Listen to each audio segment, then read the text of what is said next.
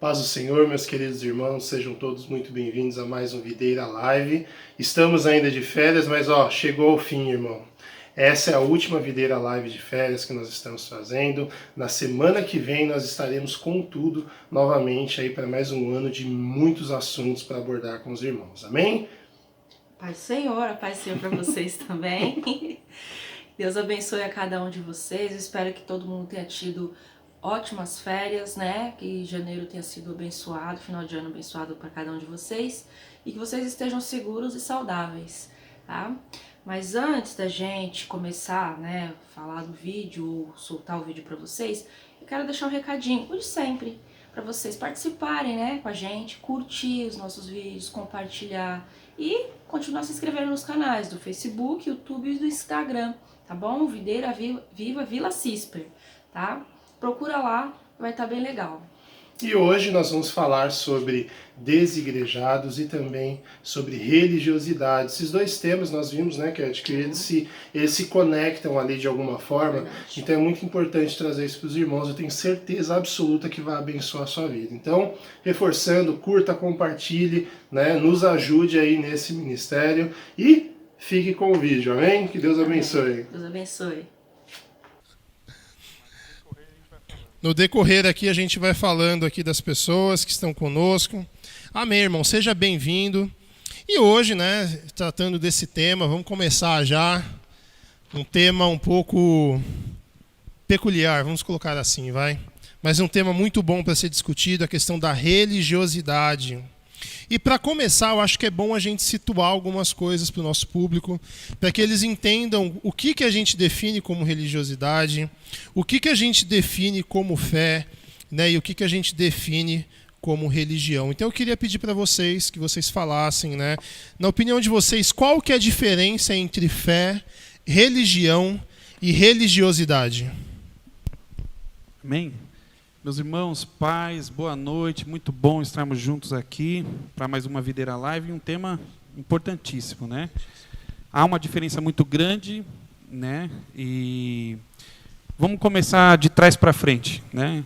Religiosidade é um conjunto, né, de comportamentos e práticas que se adota para servir ou adorar um Deus, não necessariamente Deus com D maiúsculo, um Deus, né? Um ser divino, uma entidade superior, a gente pode colocar aqui. Com base nessa definição, a palavra religiosidade, ela não é de todo ruim. Ela se torna ruim, ela se torna uma palavra pejorativa, desde quando ela é colocada como uma única verdade absoluta, uma única forma e maneira de se fazer algo. Exemplificando aqui um exemplo. Se eu disser, para quem está me ouvindo hoje, vou dar um exemplo, que a oração ouvida por Deus é só aquela que é feita de joelhos. Eu estou limitando uma ação, né, um quesito, dizendo que Deus só ouve oração de joelho, e não é uma realidade, mas eu coloco isso como um preceito, como algo que tem que ser feito dessa forma. E todas as outras formas de oração são desprezadas por Deus. Então, nesse aspecto, a religiosidade ela se torna algo ruim, algo danoso, perigoso. Então, a religiosidade, a gente também pode, nesse aspecto, a gente pode colocar que é tudo feito sem um coração voltado a Deus. Qualquer prática que a gente tenha sem um coração voltado a Deus. Já a fé, o autor aos Hebreus vai dizer que é o firme fundamento, né, das coisas que se esperam e prova daquilo que não se vê. A fé é um firme fundamento. Então, a fé vai estar muito mais relacionada numa questão de intimidade, de crescimento do ser, do que obtenção de coisas, né? Então, ela vai muito mais do que uma prática. Ela vai entrar numa questão de relacionamento. E religião, a palavra, ela tem um significado de religação, de se religar, né? É que é o verbo religare, se não me engano. Isso, no exatamente, italiano. é isso mesmo. É de religar, e a religião ela te religa a um ser, a alguém. Então, voltando na essência da palavra, não necessariamente a Deus como nós cremos, é religar você a um ser superior. Na nossa tradição cristã, seria se religar a Deus. Então, a religião é uma ferramenta que sistematiza toda uma prática que leva as pessoas a se religarem a um ser superior. É basicamente isso, tá? Amém. Ó. Eu acho que o pastor foi bem explícito aí na colocação, bem feliz, né? A fé é a crença em algo, um ser superior, mas ela vem mais desse princípio de crença mesmo, né? De acreditar em algo, né? E a religiosidade é voltada mais para práticas mesmo, tradições ali, né? E como o pastor colocou, é uma verdade. O problema é quando se tem um exagero, né? A falta de temperança, né? Nas coisas, e aí começa a se distorcer. Eu até lembro do trecho que está escrito na Bíblia: não te desviarás nem para a direita e nem para a esquerda, né? Então tem que ter uma temperança. Se a comida for muito salgada, eu não consigo comer. Então eu acredito que a colocação do pastor foi bem clara, bem tranquila. É bem isso, eu acredito dessa forma também. Amém. Meus irmãos, a paz do Senhor. Essa primeira pergunta sempre é um pouco mais tensa, né? Para dar uma quebrada no É gelo. aquela para começar já no, né? É aquela que o coração bate mais rápido. Mas vamos lá, né? Essa primeira, ela engloba 3 coisas que elas não têm como estar desligadas uma das outras, porque é todo um contexto nelas, né? Então, quando a gente fala principalmente de religião, que é algo que causa muita polêmica e também até muitas divisões em convívio entre pessoas, né? A gente vai ver que cada uma tem um sistema ali já enraizado, né? Mas todas elas têm a sua fé e todas elas têm ali a sua religiosidade, né? O seu segmento. E quando a gente fala isso, você vai ver que a religião em si, e a gente tem muitas religiões, todas elas ali têm ali seus conceitos de moral, de ética, e olhando assim, a grosso modo, vamos dizer, todas elas têm o intuito de quê? De trazer a nossa vida aqui nessa terra um bem-estar até atingirmos o ápice daquilo que cada uma acredita. No nosso caso, por exemplo, nós temos aqui nós somos cristãos, protestantes. Para alguns isso é uma religião, né? Assim como há o católico, o espírita. E o nosso principal, né, vamos dizer assim, a minha fé é o quê? Que através da palavra de Deus, seguindo ali o que Jesus nos ensina, eu vou alcançar lá o reino dos céus. Esse é o meu intuito. Assim como para o espírita, seguindo lá o Evangelho segundo Kardec, e eu tenho propriedade para falar disso porque eu participei alguns anos da minha vida, tem como intuito você ter um processo evolutivo para que você atinja um grau superior que você não precise mais voltar.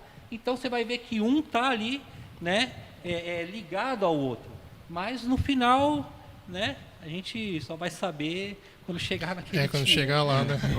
Eu acredito, né, baseado na Bíblia, que é a minha, que é a minha referência, Que é a né? fé, né? É a fé. Que é a nossa fé, de que eu estarei lá cantando, sentado na mesa lá com Jesus.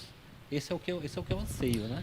Ô, Robson, só colaborando também com o conceito de religiosidade e principalmente para aquilo que a gente vai tratar aqui hoje, a gente pode destacar para nós aqui cristãos que a religiosidade a gente pode falar que é Babel, que é a Torre de Babel, que é todo esforço humano de querer impressionar a Deus, de chamar a atenção de Deus de alguma forma, impressionar, né, querer se mostrar relevante a Deus, porque a ideia da Torre de Babel era que eles chegassem no céu, né, com o esforço deles, construindo uma torre de tijolos.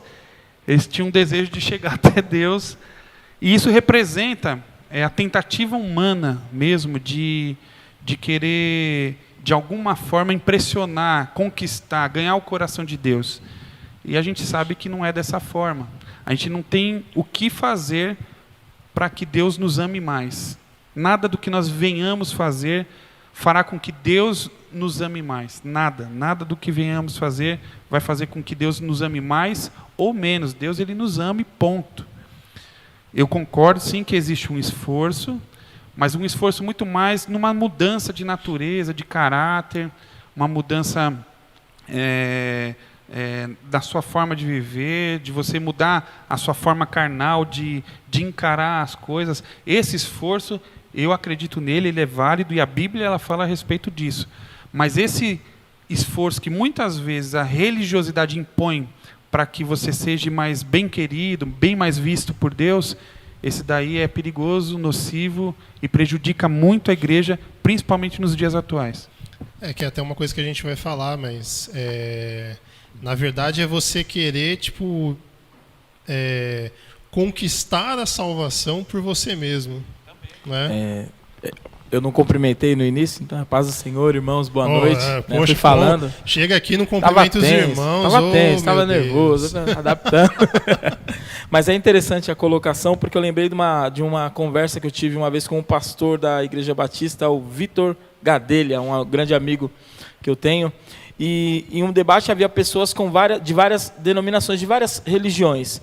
E aí, partindo desse conceito de que a religião é uma fé em um ser superior, né? Ela professa a fé em um ser superior, e aí a gente tem as várias religiões, é interessante que ele colocou o seguinte questionamento: qual é o nível, partindo disso que o pastor acabou de mencionar com relação ao esforço humano de fazer algo para impressionar a Deus, né? Seja ele aí dependendo da fé de quem seja, né? Quem está nos assistindo, e ele fala, qual é o nível de obras que eu tenho que fazer, qual é o nível de ações que eu tenho que desempenhar para chegar no nível de Deus?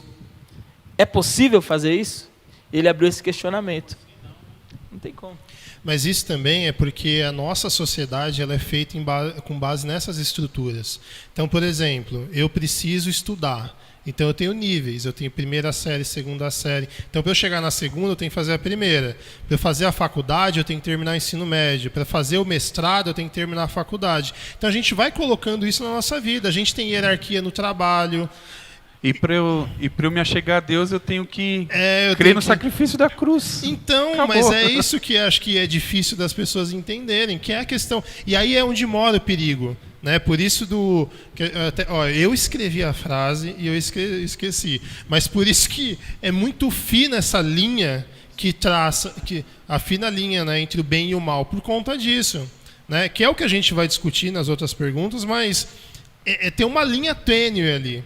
Que se você for um pouco para a direita, esquece. Se for um pouco para a esquerda, esquece.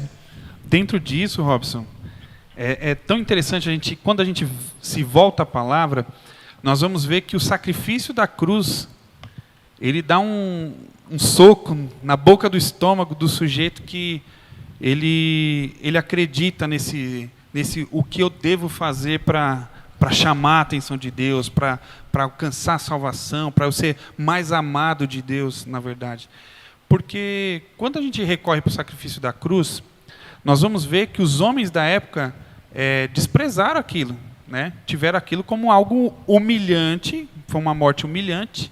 Então, aos olhos humanos, ali era uma baita vergonha, era um vexame, era uma desaprovação de Deus. Mas no conceito divino, era o sacrifício agradável, aceitável, de um cordeiro puro, imaculado. Ou seja, normalmente, aquilo que muitas vezes nós buscamos aprovação de homens, possa ser que não está tendo a aprovação de Deus. Então, Jesus ele foi desaprovado pelos homens. Se Jesus viesse hoje, ele seria desaprovado pelos homens. Mais uma vez, eu sinto informar, mas ia ser crucificado de novo. Ele era o filho amado a quem Deus tinha prazer. A gente vai entrar ainda nisso de novo, até porque isso tem tudo a ver com as próximas perguntas, mas realmente é É Romanos 10. Romanos 10 fala isso, né? Você crê? Creu? Tá bom. Isso é por isso que a Bíblia fala da loucura da pregação. Porque é loucura isso no olho de quem está lá, não, mas eu preciso dar, eu preciso fazer, eu preciso acontecer. Não, você não precisa, né? Mas vamos lá, vai, continuando aqui. Essa pergunta aqui é bacana, hein? Ó. Muitas pessoas colocam, às vezes, preceitos da igreja no mesmo patamar que ensinos bíblicos. Já vi muito disso. Ah, irmão, não pode ver TV, porque Deus me falou que é pecado. Isso acaba gerando afastamento e frieza espiritual tanto da pessoa e às vezes em pessoas que estão ao redor, como a gente já teve alguns exemplos já. Quanto aos que estão à sua volta, como diferenciar a doutrina humana da doutrina bíblica? Agora pegou, porque aí a gente vai mexer nessa feridinha aí. Como eu consigo entender, isso daqui é doutrina humana, isso aqui é doutrina bíblica, isso aqui realmente é... Eu poderia até colocar de outro jeito, assim, realmente isso daqui foi Deus que falou, então isso está me afastando da minha salvação. Por exemplo, a gente falou semana passada da pornografia. Isso me afasta de Deus. Agora, tem coisas... será que não vê TV? Entendeu? Hoje o pastor teve um caso, né, pastor?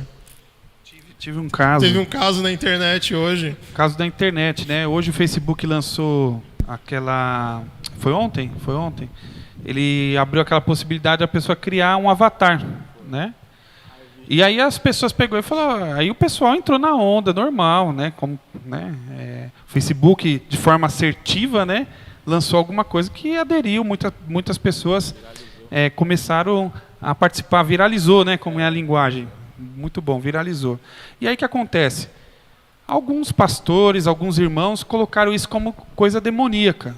Aí colocaram lá ainda, avatar, significa possessão hindu, não sei o quê, tal, da religião hindu, onde o ser humano é não sei o quê, oferecido para outros deuses e tal, espiritualizou aquilo de um jeito.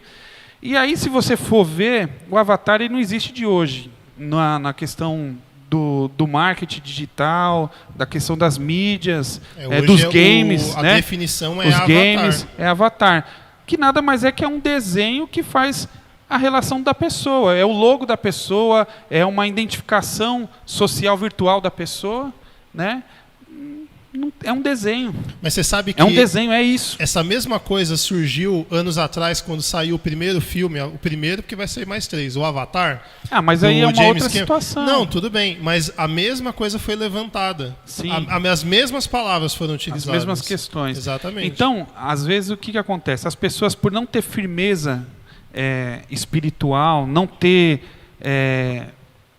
preguiça de pensar, preguiça de pensar, a pessoa ela coloca qualquer coisa como pecado. Então tudo vira pecado.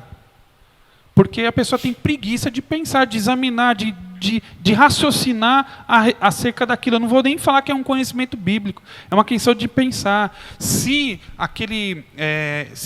esse boneco do Facebook fosse apresentado como um desenho, ninguém falaria nada. Agora, como escreveu Avatar... Opa, então, peraí, é perigoso, mano. É perigoso, é um demônio. Gente, pelo amor de Deus. No marketing a gente usa também persona. Aí, ó. Persona. Fica a dica aí pro Facebook, em vez de avatar, usa persona. Persona, entendeu? E, gente, é a mesma coisa. Às vezes uma palavra...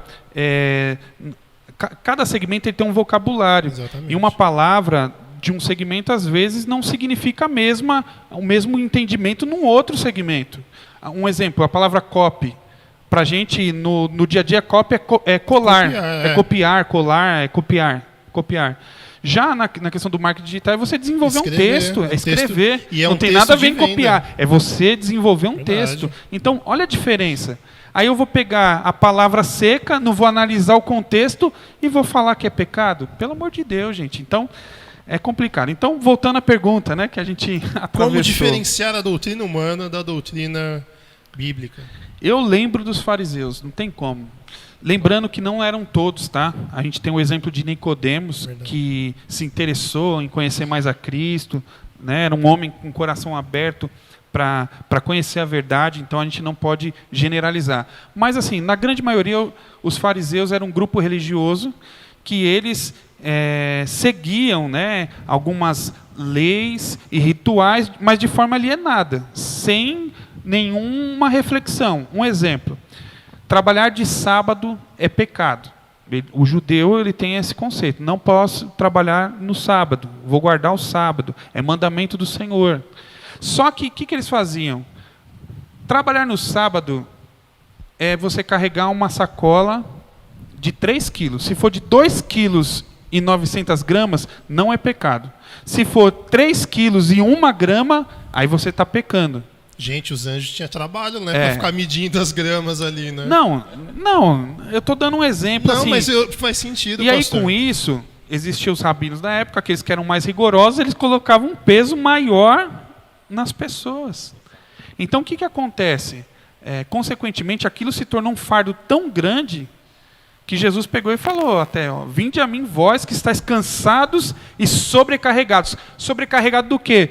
Dessas leis, dessas imposições humanas que nada tem a ver com Deus e com a sua palavra. E eles achavam que seguir aquilo fielmente, eles agradariam a Deus. Só que eles colocavam essas imposições nas pessoas e eles mesmos eram incapazes de cumprir aquilo que eles pediam. Ou seja, eles falavam uma coisa que eles não cumpriam. Como diferenciar uma doutrina humana de uma doutrina bíblica, uma doutrina de Deus? É examinando as Escrituras. É realmente falar aquilo que Deus fala na sua palavra. E não a gente sair repetindo o que a gente ouviu. Às vezes, e eu posso dizer isso com propriedade, né, ouvimos coisas na igreja que nada tem a ver de Deus. Pastor, você está falando que às vezes na igreja falam-se coisas que nada tem a ver de Deus? Estou falando. Não estou dando um tiro no pé, né?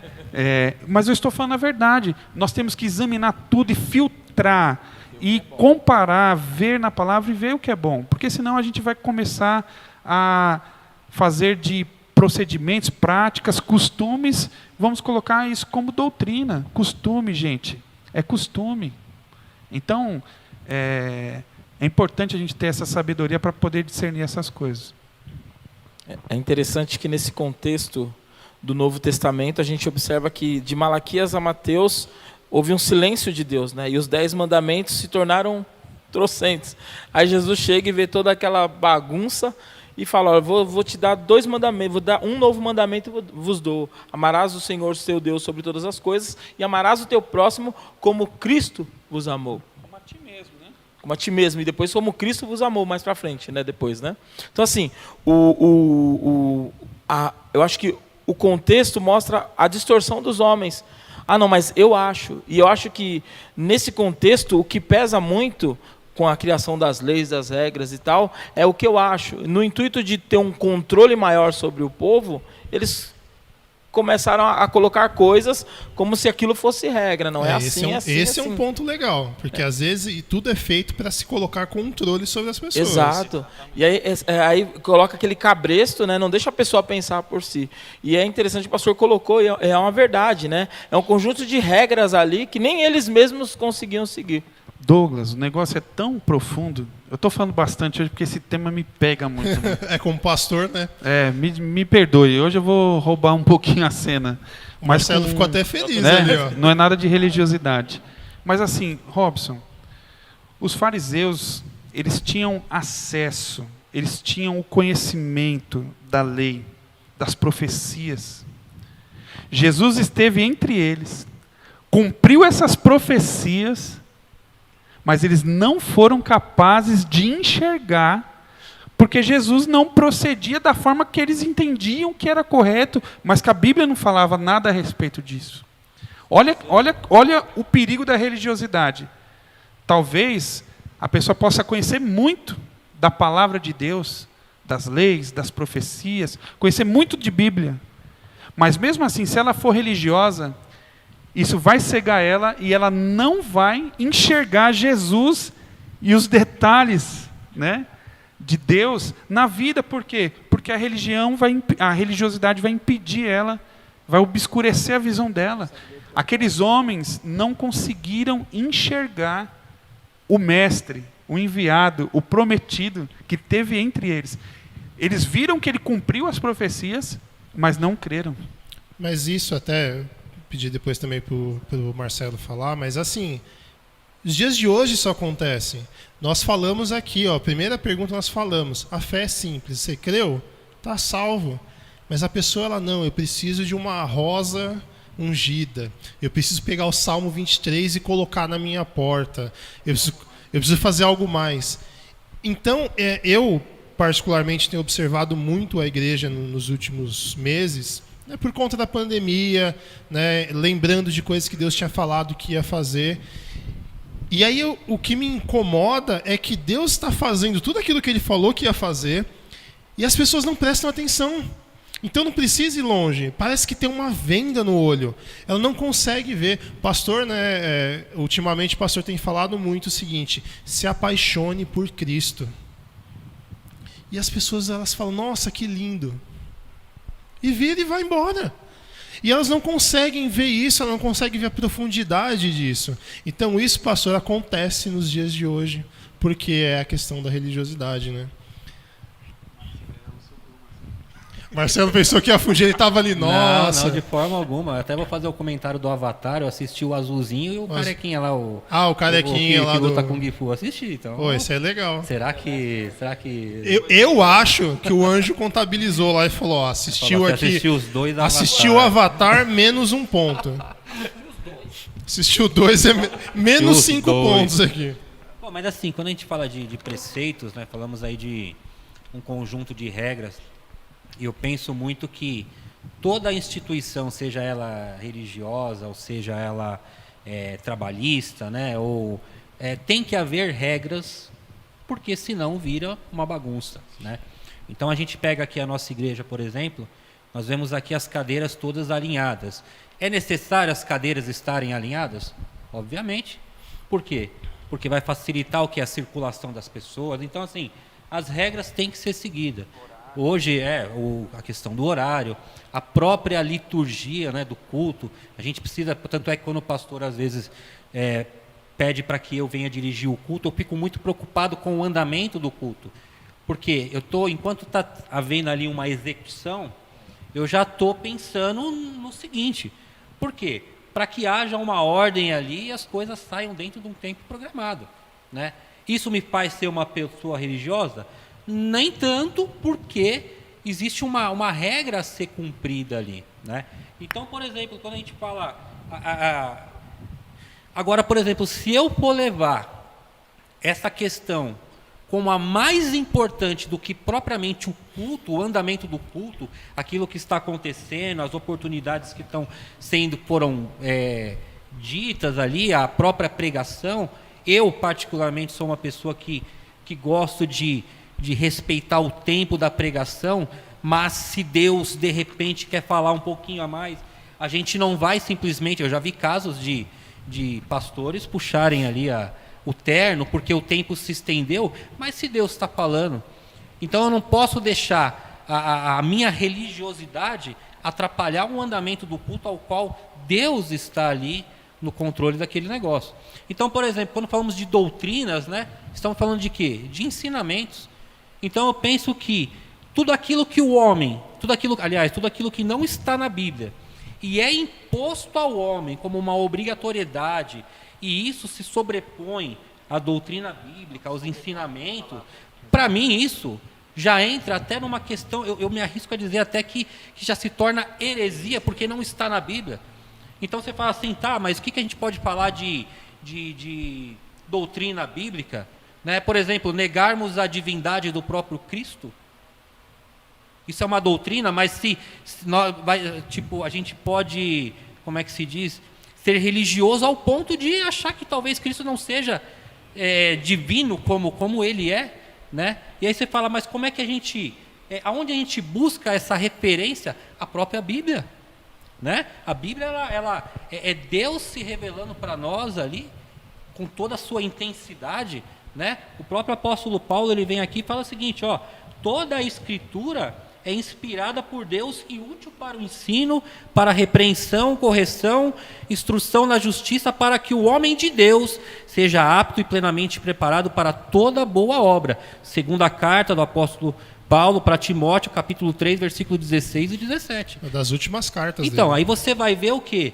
Que muitas pessoas hoje querem sobrepor as suas regras acima daquilo que é a palavra de Deus. Do andamento natural, a gente vai falar até do culto racional. As pessoas querem... eu estou passando do tempo um pouco aqui. Não, fica tranquilo. Agora quem brilha sou é que o eu, assunto né? tá... Então, assim, você vai ver que... Desculpa a brincadeira. Desculpa. Mas, assim, você vai ver que muitas pessoas querem sobrepor a palavra de Deus às suas próprias regras. Entendeu? E a gente pode definir aí o que é uma doutrina humana, é um ensinamento que o homem coloca meio que forçado para que algumas pessoas se sintam ali agradando um determinado pastor, um determinado líder, e esquece da doutrina bíblica. Às vezes também é o seguinte, até depois, pastor, se eu sei que o senhor quer comentar, mas às vezes também a doutrina ela surge para corrigir um problema mesmo. Só que assim, vou contar uma historinha rapidinho, eu prometo, que vai ilustrar essa questão. Um casal, né, acabou de casar, a mulher foi fazer um pão. Foi fazer um pão para eles tomar um café. Aí o que ela fez? Ela foi, amassou o pão, deixou o pão assim desse tamanho. Aí o que ela fez? Pegou a faca, cortou no meio e colocou para assar as duas metades. Aí o marido olhou assim e falou, nossa, mas que estranho. Né? Ela fez o pão bonito, ela foi e cortou no meio. Por que você fez isso? Não, porque eu aprendi com a minha mãe que esse é o jeito certo de se fazer. Ah, tá bom. Aí um dia na casa da sogra, ô sogra, então, a sua filha foi fazer um pão outro dia e ela pegou, fez o pão lindo, maravilhoso, foi lá, cortou o pão e colocou no forno. E ela falou que aprendeu com você. Ela, então, mas esse é o jeito certo de fazer porque eu aprendi com a minha mãe isso. Aí, poxa, então é o jeito certo de fazer. Aí um dia eles estavam na casa da avó, né, no caso da mãe, estavam lá, e aí ele perguntou para ela, falou, poxa, ô vó, sua neta fez o pão, cortou no meio e colocou no forno. A sua filha cortou no meio e colocou no forno. E elas falaram que é o jeito certo de fazer, e falaram que quem ensinou a fazer foi a senhora. Ela falou, então, filho, quando eu era nova, eu tinha o fogão, mas meu fogão era pequeno. E a forma era pequena. Então não cabia o pão inteiro. O que eu tinha que fazer? Cortar o pão no meio. Vocês entendem? Mas surge disso.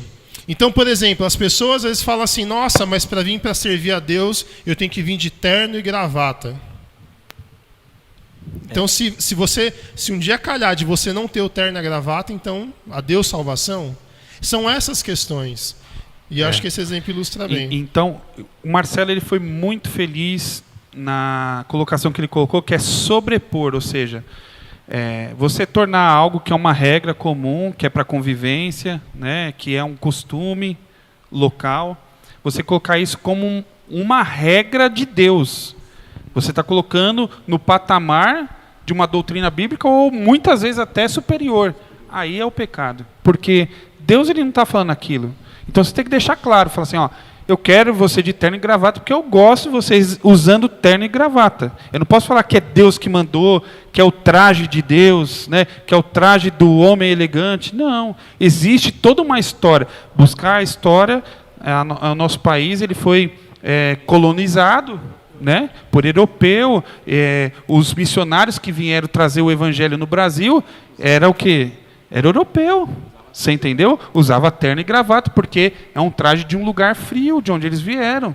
E aí ele vem para um país tropical e os irmãos achou bonito e terno e gravata em todo mundo. Amém. Não tem nada errado, de mal, né? Não é errado, é bonito, eu gosto. Mas se um dia você vier sem gravata, eu não posso te desprezar por conta disso. Eu não posso falar que você está em rebeldia, porque... Não, gente, pelo amor de Deus. Entendeu? Então, as pessoas têm que pensar um pouco, né? A gente tem que sair um pouco desses paradigmas, porque a gente coloca um peso nas pessoas que não é um peso que Jesus pediu para que se colocasse. Verdade. Eu vou dar uma pulada numa pergunta aqui, porque a gente já respondeu, e eu acho que as próximas duas vão dar bastante assunto. Mas essa pergunta é bem legal, que é o seguinte: qual o perigo da religiosidade na proclamação do Evangelho? Porque agora a gente já está saindo do contexto igreja aqui cultuando. A gente está falando de sair para pregar o evangelho. Na opinião de vocês, qual que é o perigo? Robson, tornar algo que é puro, que é honesto, que é justo, em algo poluído, carregado e que muitas vezes é incompreensível. Existem algumas práticas que as pessoas tornam a dizer que é uma doutrina, e não é doutrina, é um costume ou é uma prática, e isso causa falta de reflexão na pessoa que está ouvindo, ao ponto de a pessoa falar assim, se Deus exige isso, para mim não dá, infelizmente não faz sentido algum. Então, a palavra de Deus ela é pura, né? Ela é eficaz, ela é penetrante, só que ela misturada com outras coisas, ela se torna incomestível, né? Como você falou no início, ela se torna um tempero desagradável.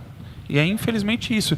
Com certeza nós somos chacoteados, nós somos muitas vezes criticados, com razão, porque as pessoas elas acabam trazendo coisas que a palavra não diz. O evangelho ele é puro, ele é lindo, ele é maravilhoso, entendeu? Claro, ele quer sim a transformação do homem, a mudança, um padrão, né? um estilo de vida, mas existem algumas áreas, esferas que os homens querem entrar na vida das pessoas que não é a seara que Deus deu para a gente poder trabalhar, não é essa. Então, eu acho que é a contaminação. O evangelho não te coloca num molde pré-formatado. Ele vai criar esse molde a partir do seu interior. E aí você vai se moldando ali. Não é uma caixinha que ele te coloca ali e vai... né? Não. Porque se fosse assim, Deus não teria transformado. Ele não precisava transformar a vida de dentro para fora. Simplesmente falava, a partir de agora você tem que fazer isso, isso e isso. E não é. Ele vai te convencendo, né? Ele vai te convencendo do pecado e você sente a necessidade de mudança. Amém. É uma verdade e é até o que gera muito escândalo, né? Que a gente observa aí durante muito tempo o conceito de cristão é o cara que não peca, ele é impecável. Né? Não peca, o cara não peca, não erra. Aí quando o cara comete um erro, a pessoa eu vou ser crente para ser igual a ele. Fala isso, às vezes prega ele deixa de pregar o evangelho para pregar a doutrina, muitas vezes, não que toda doutrina não seja boa, mas deixa de pregar o evangelho para pregar a religiosidade e faz com que a pessoa fale, não, eu não vou querer ser para ser igual a você. E aí afasta mesmo as pessoas, que foi o que o pastor colocou. E tem aquele contexto da pessoa, não, eu só vou quando eu estiver preparado, que a gente ouve até hoje. Não, eu só vou aceitar Jesus quando eu for perfeito, quando eu parar disso, parar daquilo. Que aí cai naquilo que você acabou de falar, que é um processo de transformação que acontece. Só que quando a gente deixa de levar essa mensagem desta forma, da forma pura que ele é, a pessoa se fecha para não receber. E aí gera os escândalos que a gente já acabou de mencionar, gera os transtornos. Eu lembro que teve uma época na minha vida que eu dava aula de basquete, numa escola próximo do bairro que eu morava.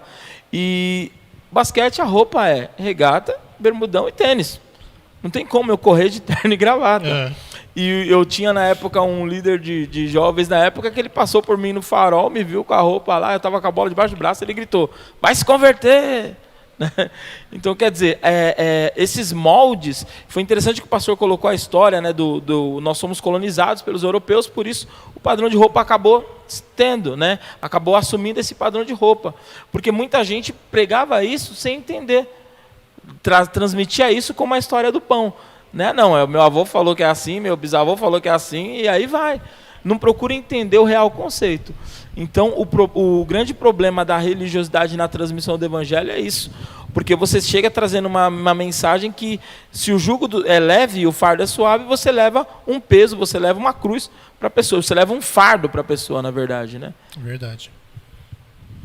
Bom, a religiosidade em si, para quem vai proclamar o evangelho, se tem uma coisa que ele não pode levar esse conjunto de regras estabelecidas por nós mesmos para alguém ainda que não ouviu falar de Jesus ou já ouviu, mas bem pouco, né? Porque muitas vezes eu não acredito em coincidências. Eu acredito muito de que propósito de Deus, vontade de Deus, colocar pessoas na hora certa, no lugar certo, criar ali situações para se pregar o evangelho. Então eu penso muito na questão que transmitir, né? Eu penso que toda mensagem, que seja ela pregada, ou seja, tipo numa igreja ou na rua, ela tem que ser uma mensagem cristocêntrica. Porque como é que você vai apresentar um sistema, vamos dizer assim, de religião, sem apresentar a principal referência daquele lugar, que é Jesus? Se você apresentar primeiramente esse conjunto de regras, conjunto de doutrinas, sem antes apresentar o próprio Cristo, você está fadado a ter ali a ter um fracasso naquilo que você foi proposto fazer, né?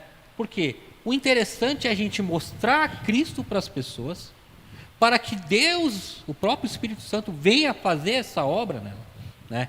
Claro, nós somos vistos pela sociedade, claro que somos. Por exemplo, eu venho, eu prego aqui, mas de repente você vai, eu estou lá no trânsito, no farol, e eu xingo o cara que bateu no meu carro, pô, que hipocrisia é essa?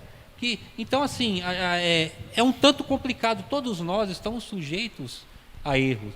E aquele ainda que não conheceu Jesus, primeiramente ele precisa ali conhecer a Jesus, para depois ele ver o quanto ele é falho e quanto ele é dependente de Deus, né? Então eu penso muito nisso, né? A religiosidade vai atrapalhar quando você vai proclamar o evangelho? Sem dúvida.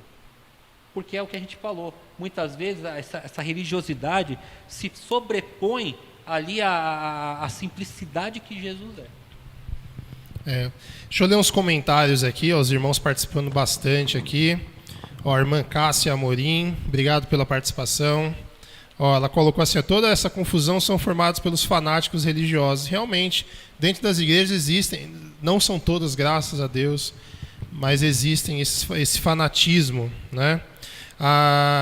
O Ricardo Barreto, obrigado também por participar. Eu acho que as pessoas precisam ter opinião, e precisa mesmo. Essa que é a questão. O evangelho, ele não escraviza, ele liberta. E se ele liberta, você pode falar o que você acha, o que você pensa, né? E ele vai te dar essa libertação. Então, realmente, você tem que ter a sua opinião, né? Mas para se ter uma opinião, você também tem que buscar entender sobre aquilo. Então não basta eu falar sobre religiosidade se eu não estudar o que é a religiosidade, né? Eu não tenho como falar, né? Aqui a Suzana, aqui, ó, que cantou hoje, já está participando, né, Suzana? Ó, já cantou, já está mandando aqui, ó. O perigo é distorcer o evangelho genuíno da cruz. Amém, glória a Deus. Deixa eu ver aqui no YouTube, ó. O YouTube liberou aqui para mim, irmãos. Não estava vendo aqui o chat, ó. Eu acho que tinha alguma coisa a ver com né?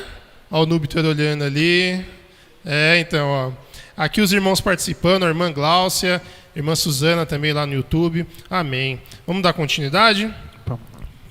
Próxima pergunta.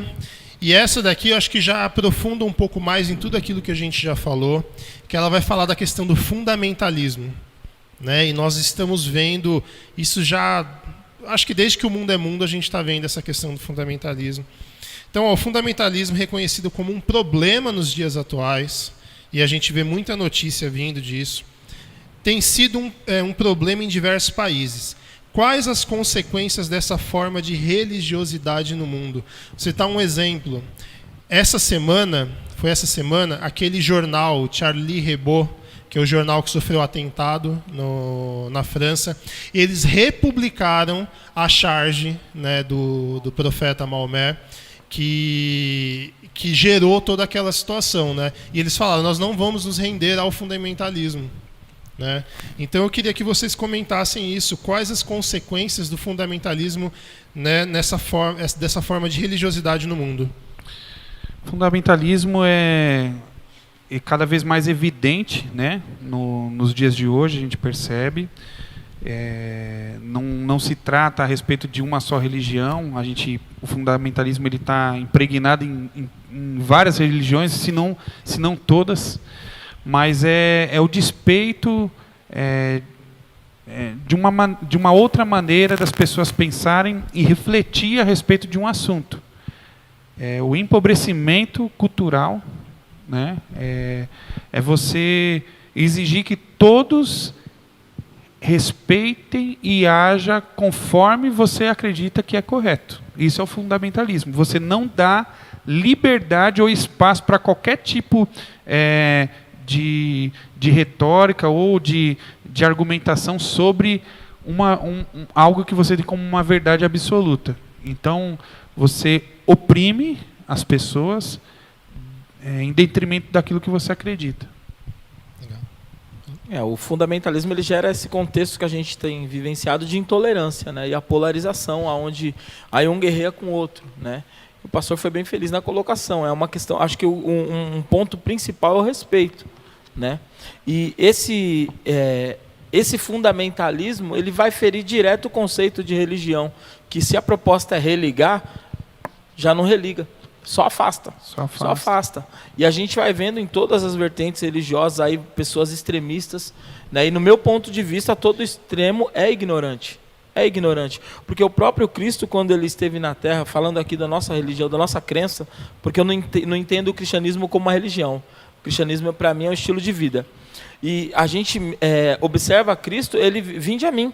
Todos os que estão cansados e sobrecarregados. Ele vem, e a gente observa no contexto bíblico, Jesus passando por diversos lugares, as multidões seguiam ele. E ele ia curando e abençoando. Ele não chegava indagando, você é de qual igreja? Você frequenta... Não, ele ia fazendo, ele cumpria o propósito dele.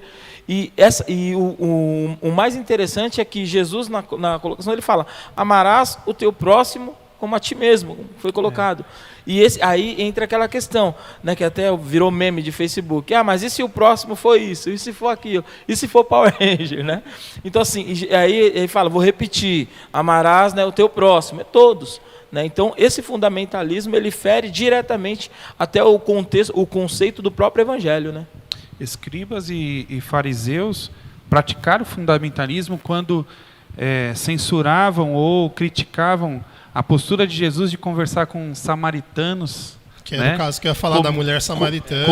Comer na casa de pecadores. Então, na verdade, eles eram fundamentalistas. Então, o que ficou difícil de eles enxergarem que Jesus era o Messias é porque Jesus não praticava alguns conceitos humanos que eles tinham. Ele não estava preso nesses moldes, né? Jesus não estava preso nos moldes e padrões humanos. Ele estava ali cumprindo a vontade do Pai. Eu vim para cumprir a vontade do Pai. E em nenhum momento Jesus faltou com amor, faltou com respeito. Em todo momento ele teve autoridade, mas também com respeito, praticou amor com justiça. E ele foi incompreendido. Então hoje, eu acho que o grande fato é esse. É eu ter um pensamento e não permitir que a pessoa possa pensar diferente de mim. Não permitir, eu oprimo. Então, toda religião que ela oprime, ela de uma certa forma, ela está praticando um fundamentalismo. E às vezes não é assim a religião em si, né? São algumas pessoas. Pessoas, isso. Algumas pessoas. Então todos nós estamos abertos a. Amém. No meu ponto de vista, né, eu penso assim, os fundamentalistas, né, eu peguei um trecho aqui, são mais conservadores, né, em algumas questões. Né. Para algumas questões, você ser um conservador não é tão ruim quanto, porque, por exemplo, a gente pode, né, não é questão, não é política em si, mas há uma classe ali que é mais conservadora. Mas daí você vai ver o que é ser esse conservador. Em prol ali da família, em prol ali daquilo que a Bíblia segue, como o homem, a mulher, e assim vai, sem essa mudança de gênero. Você ser um conservador mediante ali a não distorcendo aquilo que Deus criou, desfazendo aquilo. Eu sei que sair dá pano para manga, cada um tem ali um seu... Mas esses fundamentalistas, eles parecem que querem impor um cabresto nas pessoas, né? E colocar as rédeas ali. e guiar para aquilo ao seu bel prazer, vamos dizer assim, né? Da forma que eles acham que é. Ele pega ali, dá uma amplificada num determinado artigo daquilo, da sua religião e distorce todo o contexto, né? Então, assim, o fundamentalismo é horrível, né? A gente ser conservador para si, tudo bem. Agora eu não posso impor isso para os outros. Sim, claro. Né? As pessoas elas têm a liberdade, né? O próprio Deus respeita isso, né? Eu acredito que chegará o dia que nós prestaremos conta das nossas atitudes e ações, e na verdade a gente às vezes quer praticar essa prestação agora, né? A gente coloca a toga e quer julgar as causas, e nesse aspecto eu acredito que é nocivo isso. Aí, assim, por exemplo, eu lembro há uns meses atrás, uma mulher evangélica, ela criou uma situação onde ela destruiu uma santa católica. E assim, independente daquilo que a gente crê, se a gente acha certo ou errado, independente, é a fé da pessoa. Não cabe a mim julgar, não cabe a mim dizer para ela, olha o que você está fazendo, você vai para o inferno. Acho que a gente tem que... a gente aconselha e a gente traz a nossa referência, que é a palavra de Deus. A palavra de Deus está descrita as coisas ali que dizem referente a isso. Não sou eu não tenho que julgar a pessoa. Eu não tenho poder para isso, exatamente o que o pastor falou. Eu acredito assim, a gente tem que mostrar a nossa fé quando nós somos colocados para isso, quando nós somos solicitados, quando nos é perguntado algo. Em nenhum momento a gente deve se omitir. Se alguém perguntar o que eu penso, o que eu acho a respeito de um assunto, está perguntando o que eu penso, o que eu acho, o que eu entendo, o que eu acredito acerca daquele assunto. Então eu vou colocar a minha crença, os meus valores. Agora, se não me perguntarem, não me dá o direito de eu chegar entrando nos lugares e querer descer goela abaixo aquilo que eu entendo que é correto. Entendeu? Então, eu acho que com isso a gente acaba perdendo muito, porque as pessoas elas querem converter as outras, sendo que isso é uma obra do Espírito Santo através, né, da pregação da palavra, através da exposição bíblica, do teu testemunho. O Espírito Santo ele vai trabalhar. Agora, você pregar para uma pessoa, você perceber uma oportunidade é uma coisa. Agora, você querer, né, chegar num lugar onde as pessoas não querem te ouvir e começar a gritar lá e falar, me desculpa. Além de desrespeitoso, é falta de educação. Eu acho interessante que, falando de uma forma mais popular, cada religião tem o seu conjunto de regras. Eu não posso exigir que uma pessoa que tem professa uma outra fé, que ela siga as mesmas regras que eu. Cada um tem a sua, cabe a mim respeitar. Nem vou falar, se for aberta uma oportunidade para transmitir o que eu acho, o que a minha fé diz a respeito de determinado assunto, aí a gente expõe o nosso posicionamento. Mas o importante é essa questão do respeito. É o respeitar a diferença do outro. Né? Não impor. Óbvio que respeitar não significa concordar. Respeitar significa entender que são regras diferentes. É que as pessoas elas acham que aquilo que elas falam é o que vai converter. E quando eu falo converter, eu estou falando assim, o que eu falei é o que vai levar aquela pessoa para o céu. E não é. Porque quem convence a pessoa do pecado é o Espírito Santo. Você pode falar, não vai adiantar. Aí um dia o Espírito Santo mostra uma coisa apenas para a pessoa, acabou. Né? Então, é bem isso. Começar aqui com uma pergunta mais introdutória. Eu acho que é importante a gente apresentar até para o público que está assistindo a questão do que é, né? Do que é ser um desigrejado.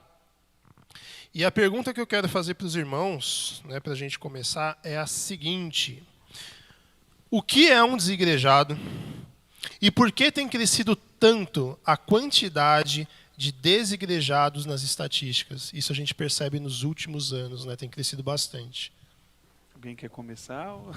Quer tirar para o ímpar? Eu gostaria de começar.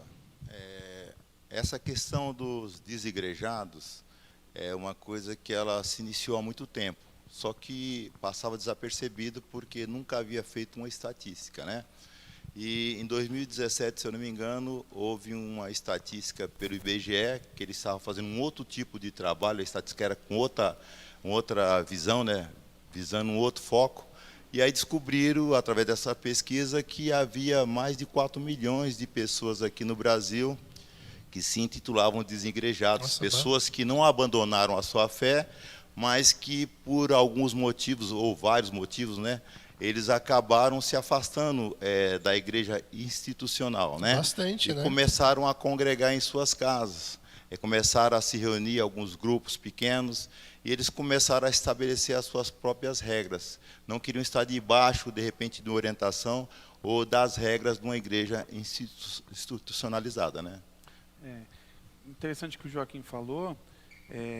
Eu pesquisei no site Ultimato, né, que é um site bastante conceituado, e lá, a última pesquisa que foi feita, esse número já estava chegando a 10 milhões.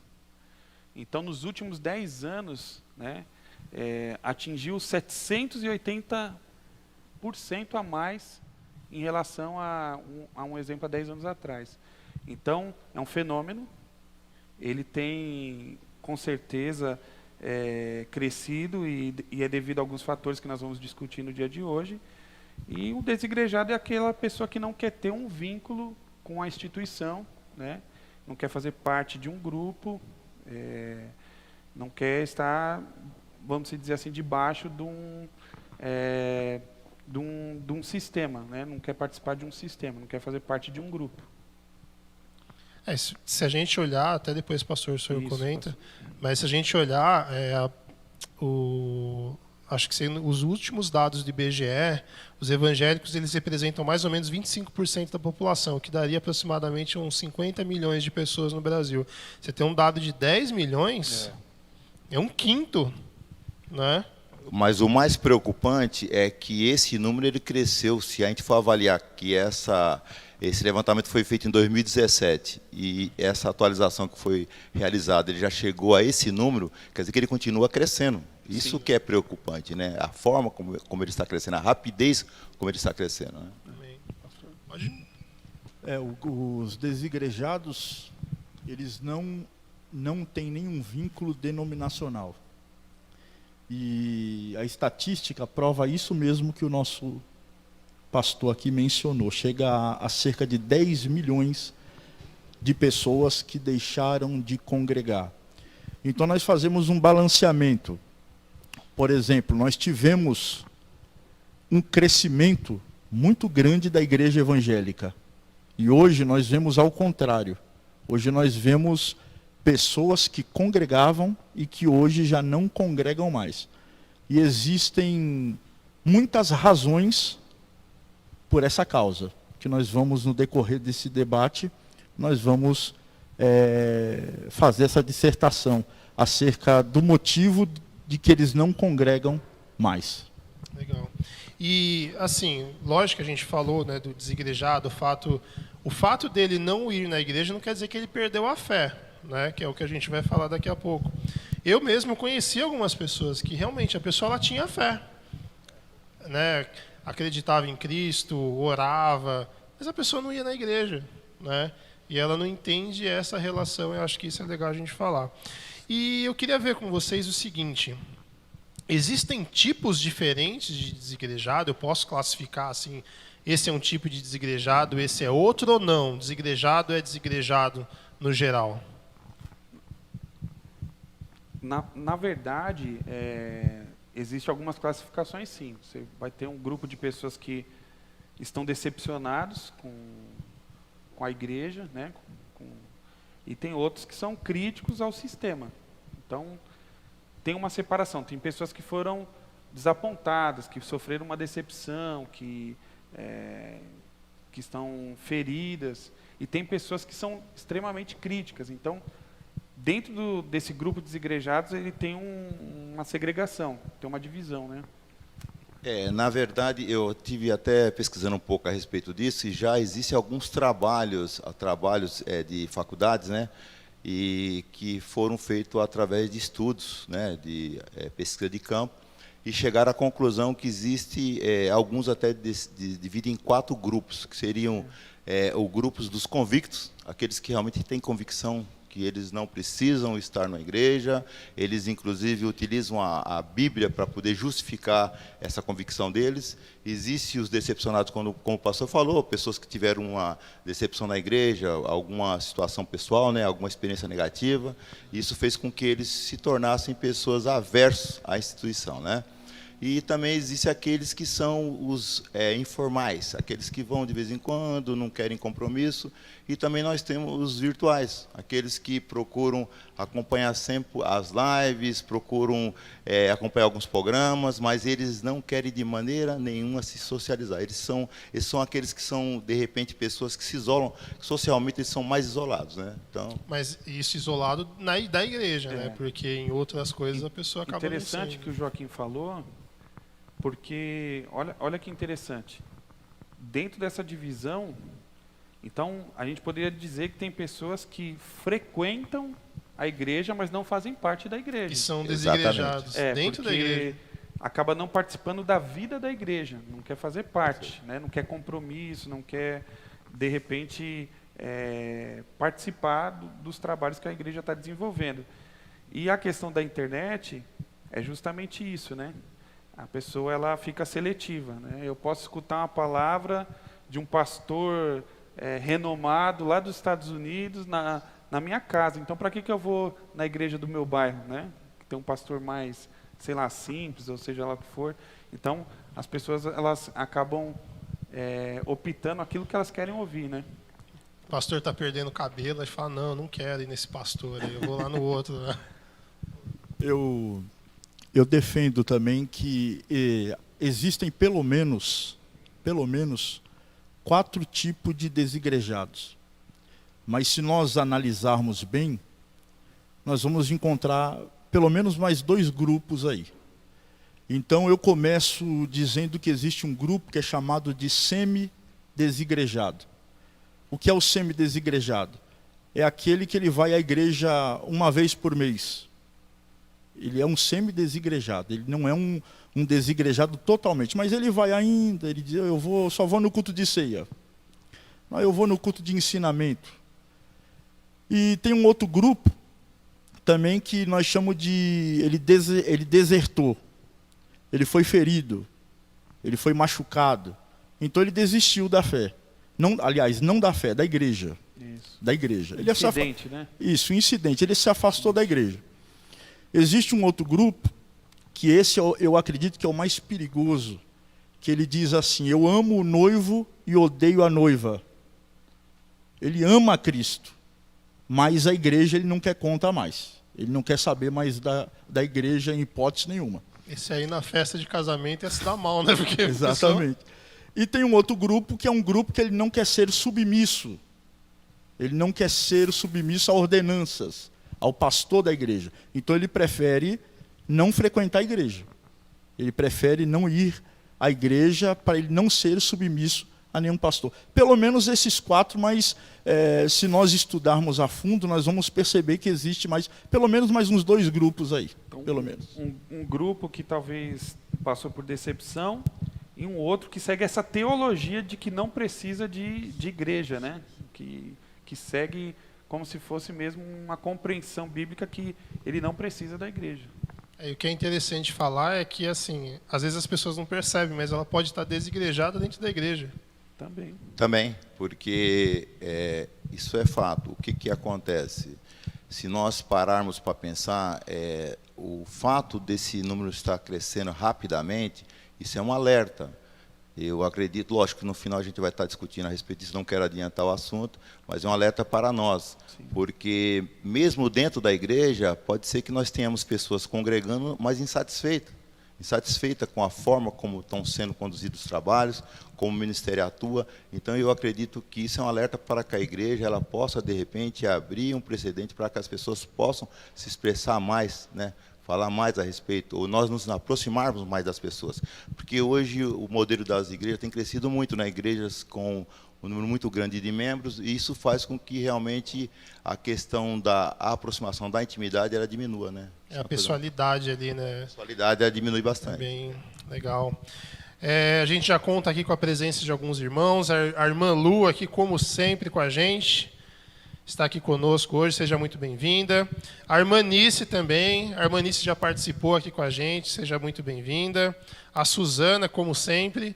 A Suzana está presente e está online com a gente. Isso que é compromisso, viu? É verdade. Está presente e está online. Aqui a irmã Edivânia também está presente. Seja muito bem-vinda. O Marcos Rebelato. Paz do Senhor, amados irmãos. Parabéns pelo excelente trabalho que estão realizando. Deus abençoe a todos. Nosso pastor vice-presidente. Né? Pastor. Pela fotinha aqui eu não percebi, Não viu, pastor? reconheceu, não. Pastor, é o óculos, tá? Sabe, né? Não enxerga muito bem. Está aqui conosco, seja muito bem-vindo, pastor. Também o irmão Renato Anacleto, glória a Deus pelo tema, muito interessante. A irmã Ketley também, que se faz presente fisicamente e virtualmente. Eu também já fui desigrejado por motivos de decepção com o sistema da igreja, mas Deus tem um trabalho para nós. E é essa a questão, né? Às vezes a pessoa não se enquadra no sistema, né? Porque a gente tem a igreja noiva de Cristo e a gente tem a igreja instituição. E às vezes fica difícil para a pessoa separar essas duas coisas, né? E inclusive, eu acho que a maior preocupação é porque às vezes as pessoas elas começam a culpar a todas as pessoas, a igreja como um todo, né? E na verdade existe às vezes uma questão que não foi resolvida, uma questão mal resolvida e que precisa ser trabalhada. E às vezes realmente aquela igreja, de repente, ela tem uma direção que não está dentro do Evangelho, não está dentro da palavra de Deus. E aí quando acontece essa situação, eu creio que a pessoa ela tem que procurar então um local onde ela realmente conheça a palavra de verdade que está sendo pregada e aplicada, né? Agora, eu acho que você romper com a instituição, romper com a igreja, a pessoa tem que tomar muito cuidado, né? Muito cuidado. O que contribui para tudo isso que a gente está falando e está vivendo e vendo na prática é também a cultura pós-moderna, né? As pessoas acabam achando que elas sabem de tudo. Né? Que tudo é verdade, né? Dá um Google lá e acaba, eu sei de tudo, ele não sabe nada, enfim, a gente ficou um pouco intolerante. E eu acho que isso tem também contribuído de uma certa forma para que haja essa evasão, né? A igreja, eu costumo dizer que ela é uma ótima parteira, né? Ela gera muito, né? Promove muitos nascimentos, mas é uma péssima babá, né? A gente percebe que o número cada vez tem aumentado de pessoas que têm evadido, né? E isso é legal, né? O que o pastor falou, essa questão pós-moderna, porque às vezes você vai falar com alguém, aí você fala da verdade de Cristo. Aí fala, não, mas para mim Cristo foi só um profeta, e essa é a minha verdade. E o mundo pós-moderno faz isso, né? Eu tenho a minha verdade, você tem a sua, e todo mundo é verdade. Na verdade, é o relativismo, né? O relativismo tem tomado conta. Exatamente. É uma coisa muito complexa. E a gente percebe também que, infelizmente, o conhecimento hoje ele se tornou uma coisa que, ao invés de fazer com que as pessoas elas sejam respeitadas, elas sejam de repente vistas assim como alguém que possa contribuir para a melhora da sociedade, elas começaram a se tornar pessoas arrogantes. Qualquer pessoa que de repente ele estuda um pouquinho mais, às vezes se acha um intelectual, é uma coisa muito perigosa isso. Verdade. E na verdade nós temos que estar tentando sempre conhecer cada vez mais, porque nós não dominamos, não tem como você dominar tudo. Mesmo dentro de uma área que você atua, você não consegue dominar tudo. E a gente sempre tem alguma coisa a aprender com os outros, né? E as pessoas não estão levando em consideração também a vivência, a experiência de vida de cada um. E eu creio que todos nós que andamos com Cristo, cada um tem muitas experiências para contar, experiências pessoais que tiveram dentro da sua fé, né? E isso daí muitas vezes não é levado em conta. Às vezes a pessoa leva em conta só a sua experiência, não a dos outros. E é muito complicado isso aí, para você poder mudar, reverter esse quadro. Eu creio que é uma cultura que foi instalada e que para ser mudada não vai ser muito fácil, né? Amém. Queria também aqui abrir para os irmãos, ó, você que está compartilhando aqui, que está vendo a live, o que você acha disso? O que você acha dos desigrejados? Você conhece alguém? Você tem uma história para contar? Mande para a gente aqui, tá? Só, ó, pastor, o irmão Sorota aqui também, agradecer ele. Irmão, seja bem-vindo. E aqui, ó, Ari Nogueira. Boa noite, irmão Ari. A todos, parabéns. Guaranésia, Minas Gerais. Meu amigo. Aí, Ari é meu ó. amigo. Chegou aí, ó. longe, hein? Chegou longe, hein? Seja bem-vindo, viu, irmão? o Ari. Nosso convidado aí toda terça-feira. O Ari Seja muito bem-vindo. foi morador aqui, ele é professor de português, inclusive, é cristão também. Depois se mudou para Guaranésia, né? E mais uma pessoa também fantástica, meu amigo pessoal. O pastor trouxe a audiência também. Tem uma tal de Itamires Catapane. Eu acho que tem algo lá. Ó. Eu acho que tem relação com o nome ali, né? Tem relação. Tem relação. Amém. Seja bem-vinda também. E agora, eu acho que é importante a gente fazer uma distinção, porque a gente falou do que é o desigrejado, e eu acredito que algumas pessoas possam ter ficado com a dúvida que quando a gente olha, geralmente, para uma pessoa assim, a gente não fala desigrejado, a gente fala é desviado. Qual que é essa diferença, né, entre uma pessoa que é desigrejada e uma pessoa que é desviada da fé?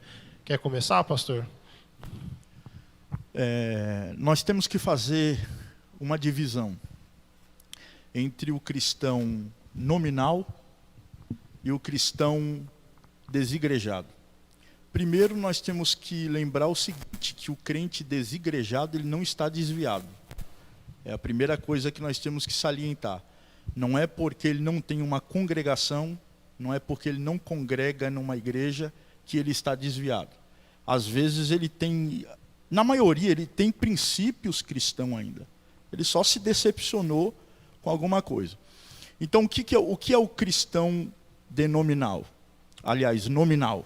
O cristão nominal é aquele que frequenta a igreja, mas ele não guarda princípios que deveria guardar.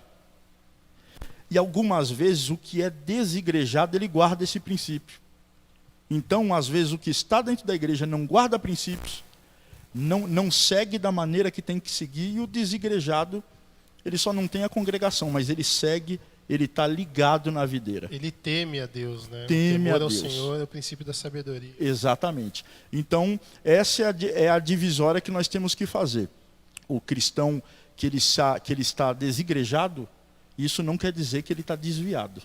Isso não quer dizer. Eu conheço algumas pessoas que não têm uma congregação, que não tem um lugar onde ele congrega, porém, é uma pessoa temente a Deus, como o pastor mesmo diz, temente a Deus, segue a Deus com todo o seu coração e procura, ora a Deus, para que Deus dê uma direção a ele numa congregação. Eu acho que a dificuldade é colocar todo mundo no mesmo pacote, né? Então, a gente percebe que as pessoas fazem essa... distinção não, essa unificação, né? As pessoas pegam e colocam todo mundo no mesmo pacote, mas é como o pastor bem disse, né? Existem pessoas que têm os princípios, mas ela não quer participar de um lugar. A minha única preocupação é a seguinte, e eu acho que a gente vai acabar falando, se a igreja, e a gente vai citar alguma coisa disso no decorrer, é o propósito de Cristo, essa pessoa estaria talvez indo contra esse propósito. Então, é a única preocupação que eu tenho. Se a igreja é um projeto, é um propósito de Deus para os homens, e a gente vai colaborar com alguns versículos aqui, então essa pessoa estaria indo contra. Então, é a única preocupação que eu tenho. Mas em questão de valores, princípio, às vezes nós vamos encontrar pessoas que não frequentam o templo, mas guardam os princípios, né? Com certeza. E também nós temos pessoas que estão na igreja e estão desviadas dentro da igreja. Exatamente. Pessoas que não guardam princípio nenhum e que, infelizmente, não são testemunho para ninguém, né? Não faz nenhuma diferença para a sociedade, pelo contrário. Isso é muito complicado. Então, é aquilo que nós estamos comentando aqui. O julgamento é uma coisa muito complicada e as pessoas elas têm por hábito julgar.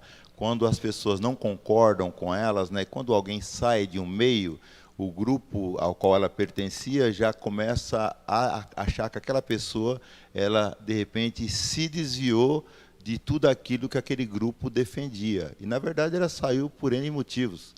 e alguns motivos talvez até possam ser até justificáveis, né? Agora, a questão é, como nós estamos discutindo aqui, falando a respeito desse assunto, é uma questão muito complexa, mas que nos traz uma reflexão, porque no passado nós fomos induzidos a pensarmos assim. A igreja, ela, no seu, vamos dizer assim, há uns 20, 30 anos atrás, ela, na sua doutrina, nos seus costumes, usos e costumes, às vezes havia uma mistura muito grande, né? Às vezes as pessoas misturavam doutrina com usos e costumes. Isso daí causou um problema muito sério. E mesmo aquelas pessoas que, por algum motivo, não concordavam, até por serem mais esclarecidas, que através do seu conhecimento bíblico, inclusive, elas começaram a ver que havia, de repente, uma confusão, ou talvez uma falta de esclarecimento correto, e as pessoas, às vezes, por achar que não iria conseguir mudar aquela situação, acabaram saindo e indo para outros lugares. E, com isso daí, as pessoas que naquele local permaneceram começaram a fazer um julgamento. Isso é uma coisa muito comum. E, às vezes, aqueles que não concordaram também procuraram não se manifestar para também não serem, de repente, enquadrados da mesma maneira, né? Eu tenho uma preocupação com isso, até o que o pastor falou, porque acaba parecendo, às vezes, que a igreja é como se fosse um local de um comércio que você vai. Se você não é bem atendido, você vai em outro, né? E isso eu acho que também é preocupante. Eu sei que tem a questão também, né, infelizmente a gente, né, sabe que existem igrejas por aí de gente que está se aproveitando. Existe isso, infelizmente. Estelionato da fé. Estelionato, existe isso, né? Mas quem vai julgar é Deus. É Deus que vai mexer ali. E não é uma boa ideia mexer com as coisas de Deus, mas a pessoa quer brincar. Só que aí eu fico meio preocupado com isso, porque uma coisa que a gente falou aqui uns domingos, umas terças e quartas-feiras atrás, é que algumas pessoas enxergam a igreja como um clube. Então, na verdade, ela vem aqui para suprir a necessidade dela de participar, de conversar com a pessoa que ela não vê. E aí isso faz com que ela não se fortaleça em outras questões para chegar no tipo, não está legal? Mas tem uma outra igreja ali que o pessoal não usa gravata, vou lá. Espera aí. Aí essa é a minha preocupação com relação aos desigrejados. O fato que a gente tem que levar muito em consideração, que não é o fato de ir à igreja, é de ser igreja. Eu acho que está faltando isso. As pessoas, elas estão indo, muitos estão indo para a igreja, mas não está sendo igreja. Então não há uma concepção do que é igreja de fato. E o que ocorre é que as pessoas, assim, elas não querem se comprometer de forma nenhuma. Talvez por entender, ou experiências como o pastor Joaquim falou, negativas no passado, a pessoa ela vai ficar escaldada. Ela não quero mais me envolver, não quero participar, não quero viver os projetos da igreja, participar de fato, porque talvez isso vai trazer algum aborrecimento para mim. Só que a gente entende que, e a própria palavra diz que o ferro você se afia com ferro, é ferro com ferro. Então, o relacionamento, ele traz maturidade cristã para a gente. E relacionamento que às vezes não é dos melhores. Então, a gente, dentro de um ambiente, a gente vai ter todo tipo de gente. E a gente tem que estar aberto para entender isso, né? E poder, de alguma forma, contribuir para a vida dessas pessoas e entender, começar a discernir essa situação. Então, eu acho que o que acontece muito é que as pessoas põem tudo num pacote. Aconteceu lá, então vai acontecer hoje aqui comigo também, eu não quero me envolver, eu não quero participar. É mais cômodo, né, Robson? Eu tomo um banho, vou, assisto e vou embora. Acabou, eu não quero fazer parte, eu não quero participar. Eu não quero entender quais são as direções, os dilemas, para que direção que a igreja está indo, quais os projetos que está sendo desenvolvido, eu não quero. Eu quero só sentar e participar e ir embora. Entendeu? Amém. Eu queria só contar uma experiência rapidamente, porque assim, eu acho que quando a gente tem um fato verídico que a gente acompanhou, fica mais fácil da gente conseguir entender um pouquinho, talvez, por que algumas pessoas tomam algumas decisões e talvez até precise de vamos dizer assim, um acompanhamento psicológico e espiritual para que ela consiga reverter aquela situação. Eu conheço uma pessoa que ele é psicólogo, inclusive, psicólogo, amigo meu, há muito tempo, ele é mais velho do que eu, inclusive. E esse rapaz, ele me contou uma experiência um dia. Isso eu era recém-convertido. E ele disse o seguinte, ele é de uma denominação, que eu não vou citar aqui, e ele disse que ele e a namorada, eles acabaram caindo, né, em fornicação, e eles foram e confessaram para o responsável da igreja. E aí, a partir daí, foi falado em púlpito para que todos tomassem conhecimento, eles ficaram afastados, e a partir daí a igreja não conseguiu mais tratar eles como iguais. Eles ficaram discriminados, sentiram essa discriminação. Isso fez com que ele se afastasse da igreja e ele não conseguia mais retornar, inclusive a igreja nenhuma. E ele é psicólogo. Ele disse que isso causou um trauma na vida dele. Né? Então, quer dizer, porque segregou, na verdade. exatamente. Né? Então, a forma como as coisas são conduzidas, às vezes muito, né, ela traz um trauma que para você conseguir reverter é muito complicado. Eu, por exemplo, eu tive uma época, um ano quase, eu pertencia a um ministério. Esse aqui é meu segundo ministério. Eu me converti em uma igreja, não sou cristão de berço, me converti em 1998, e aí eu fiquei muito tempo nessa igreja. Eu já comecei trabalhando e as pessoas me envolveram nos trabalhos, chegou uma hora que eu estava sobrecarregado. E eu comecei a perceber que eu não tinha muito tempo para os filhos, porque a igreja sempre me coloca no trabalho e tudo que me pediam, eu não me candidatava a nada, mas tudo que me pediam eu fazia. E aí a gente começa a se envolver de tal maneira. Chegou uma hora que eu comecei a perceber que eu participava de 2 reuniões no dia. E não é porque eu queria, eu até dizia que não gostaria de participar, mas eles me convenciam. E aí chegou uma hora que eu comecei a ver que aquilo não estava dando certo na minha vida. E aí eu também tive uma mudança, que eu mudei para a Zona Norte, fiquei 5 anos morando lá, e nesse tempo eu fui fazer seminário, fiz seminário durante 4 anos, e foi o tempo que eu acompanhei meus filhos na faculdade, fazendo faculdade, aquela coisa, eu tive mais tempo de dar uma atenção para eles. E quando eu percebi, eu notei que a igreja já, tipo assim, pelo fato de eu não estar muito presente, por morar mais longe, eu continuava na mesma igreja, então eu percebi que ficou uma coisa meio fria, esfriou um pouco. E aí eu notei que quando eu retornei, eu voltei para cá, eu notei que havia mudado também, começou a mudar a direção, aquela coisa, e aí eu me senti assim um pouco deslocado com relação à visão, por quê? Porque eu não queria, eu não achava que eu tinha que fazer tudo, porque eu sempre tive a visão que nós somos limitados e nós não vamos conseguir suprir a necessidade do mundo. Então, eu acho que todos têm que trabalhar na igreja. Nós temos que fazer de uma maneira que todos se envolvam. Quando alguém está trabalhando demais, é porque outros não estão trabalhando, e às vezes as pessoas se sentem enciumadas por não estar fazendo nada, mesmo você não está querendo trabalhar daquela maneira. E eu achei que o ideal seria discutir e dividir as tarefas. E aí eu comecei a perceber que às vezes uma cultura da igreja, ela não permite que as pessoas consigam mudar, ou de repente ter uma visão diferente, porque já vem praticando aquela cultura daquela forma, então fica muito mais cômodo você continuar daquela maneira, é menos traumático.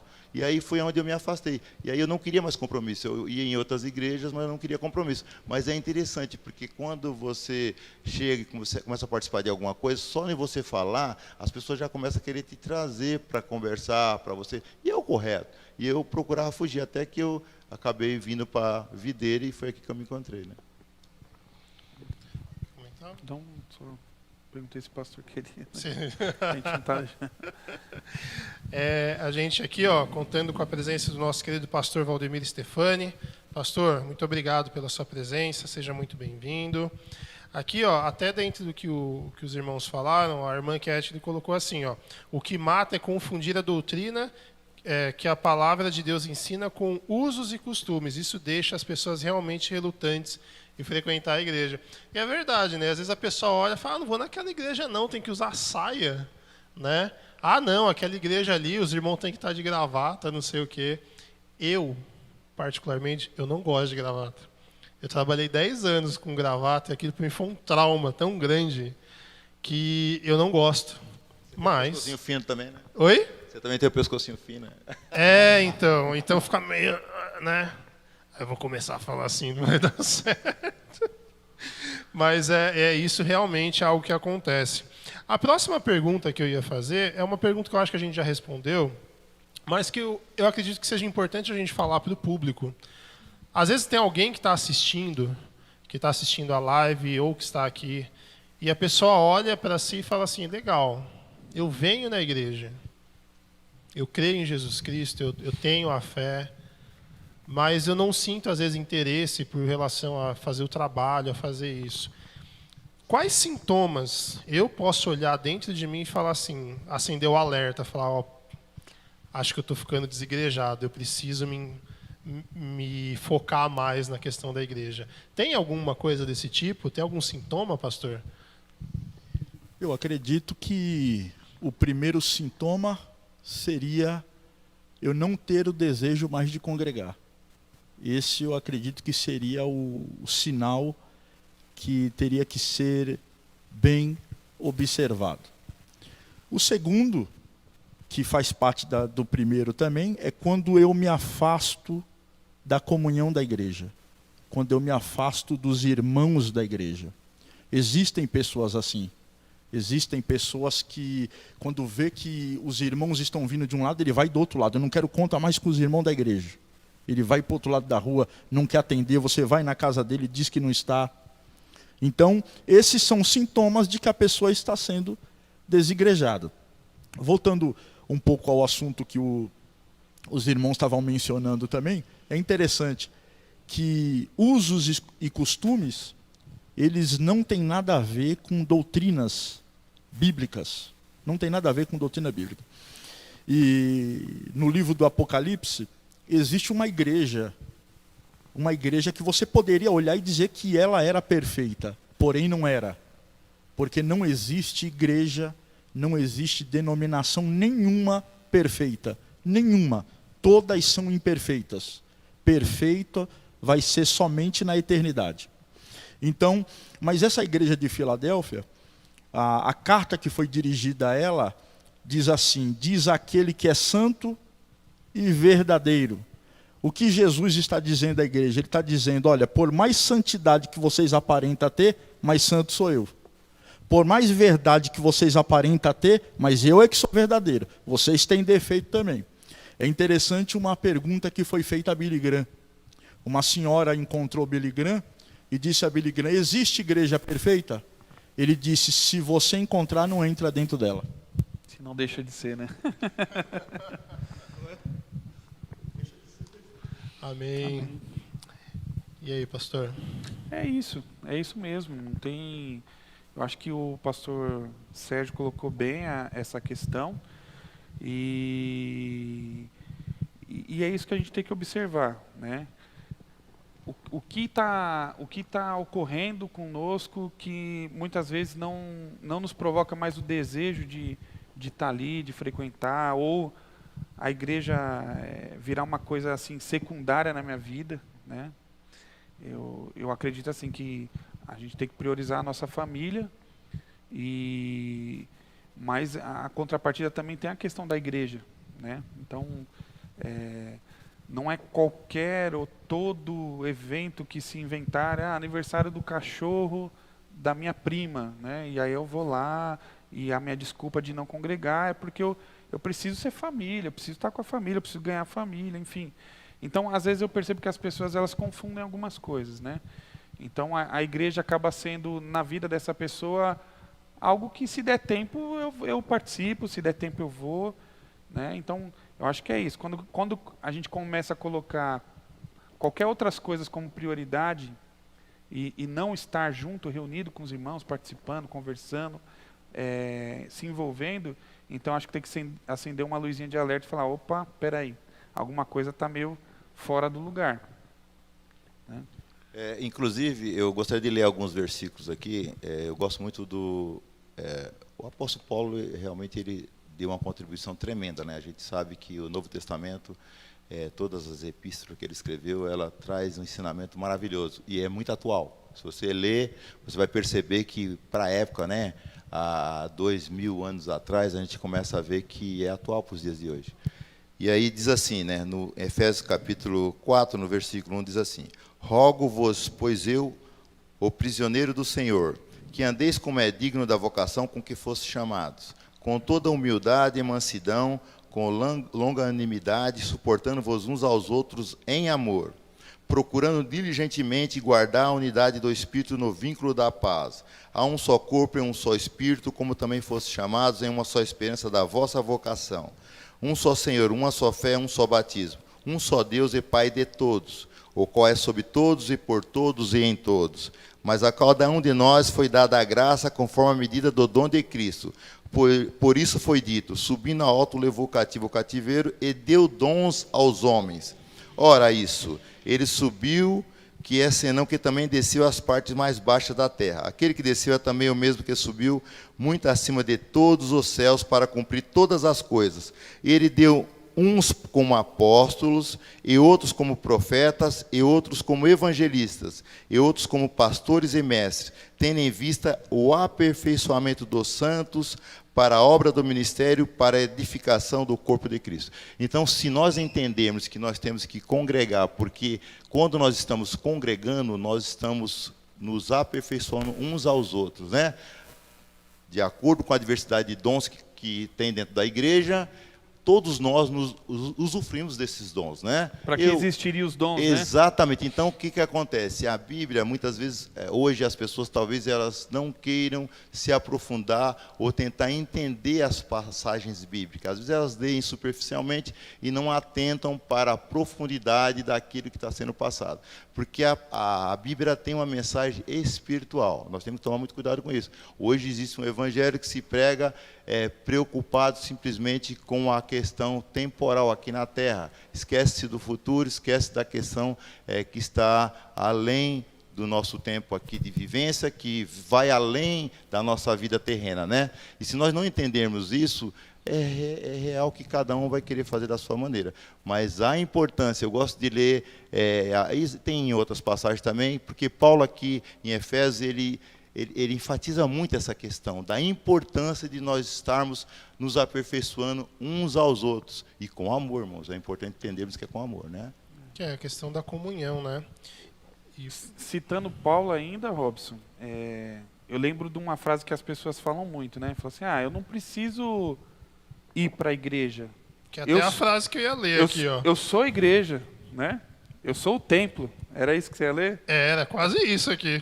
Eu sou o templo. E de fato mas aí a gente vai lá para a primeira carta do apóstolo Paulo aos Coríntios, no capítulo 3, no versículo 16, que ele vai dizer o seguinte: não sabei que vós, plural, vós, sois, plural, templo, singular.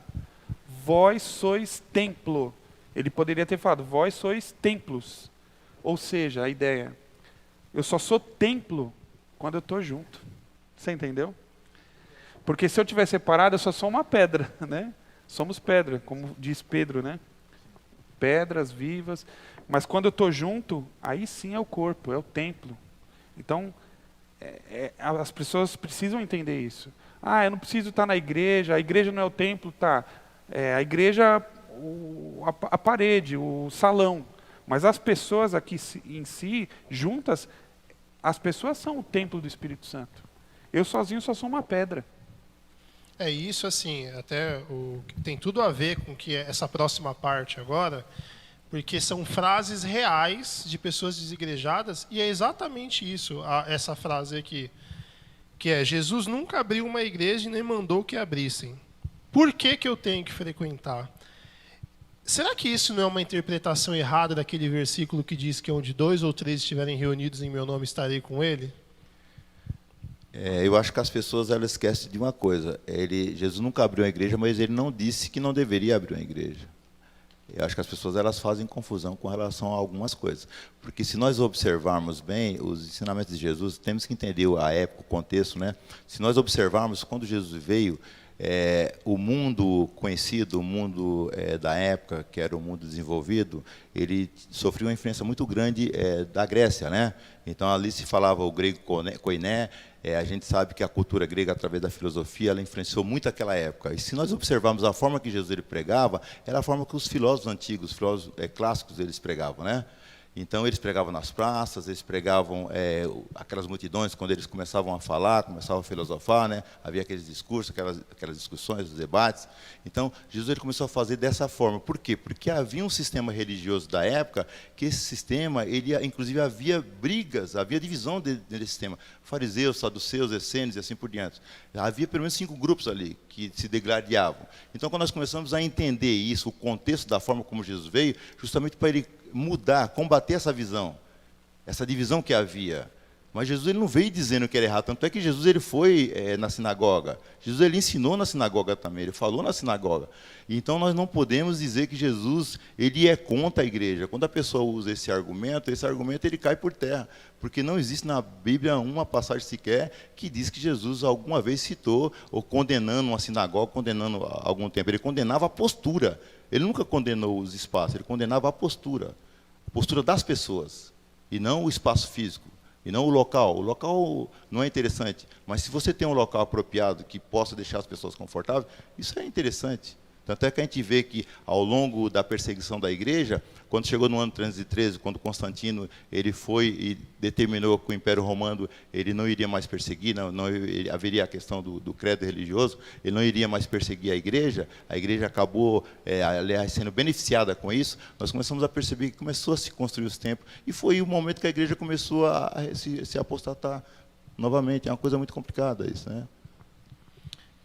Pastor, o que o senhor acha disso? Jesus, ele fez algo superior do que abrir a igreja. Ele formou a igreja. Ou seja, a administração da organização da igreja pertence aos pastores.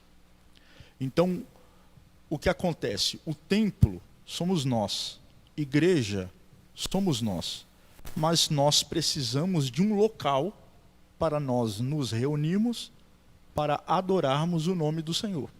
Então, a ideia de igreja é quando o povo está formado, mas existem as suas denominações.